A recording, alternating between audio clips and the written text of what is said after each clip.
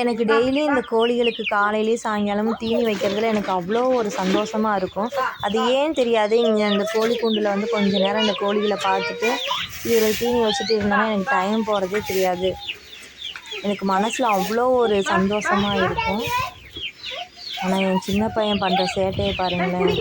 அவனை பார்த்தாவே இந்த கோழிக்கு எதுவும் வரமாட்டேங்குது, தெரிச்சு ஓடுது பாருங்க.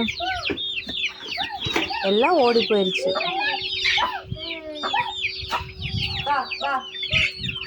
சாமி நீங்கிட்டு வா, ஒன்னாலதான் அது வரமாட்டேங்குது. நீங்க பிடிச்சி அதை நசுக்கிற பாரு. வராங்க பாரு, இரு ஒரு வரட்டும். பா பா பா வாங்க வாங்க வாங்க வாங்க.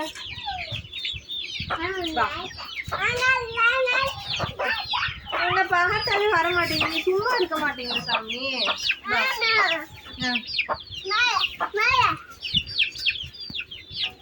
எல்லாரும் வராங்க பாரு. வா நான் பிடிச்சி தரேன் பொறு.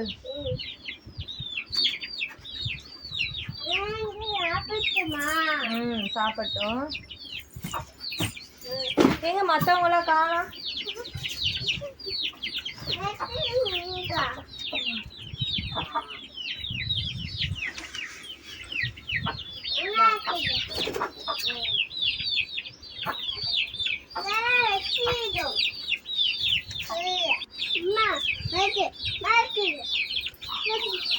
இது என் செங்கருப்பு சேவல். இதுக்கு நான் இப்போ பாருங்களேன் தீனி கொடுக்கவும் இன்னொருத்தன் வந்துட்டான் மயில். இது ரெண்டும் என்னோட அடுத்த குட்டி பசங்க மாதிரி. மற்ற சேவல்லாம் நாங்கள் சேல் பண்ணிட்டோம்.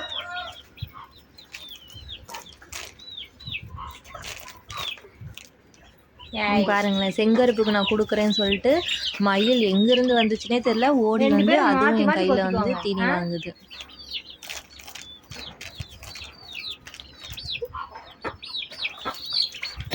சாப்பிடு.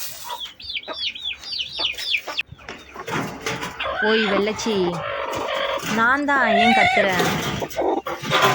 முட்டை இருக்கான்னு பார்க்கலாம்.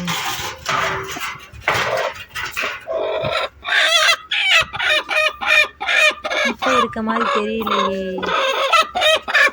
இங்க இன்னைக்கு முட்டை விடலையா?